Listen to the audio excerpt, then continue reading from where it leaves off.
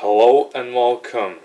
This is a sound called how to make chicken bologna wrap. First thing you gotta do is you get the mayonnaise and you pour you squeeze the mayonnaise onto the pita bread, and after last but not least, you pull out the chicken bologna.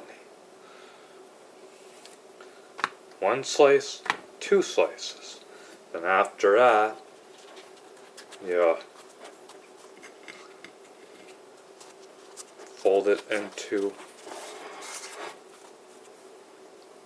a wrap, and there you go. Here is your chicken bologna pita wrap. Enjoy it, folks, and have a great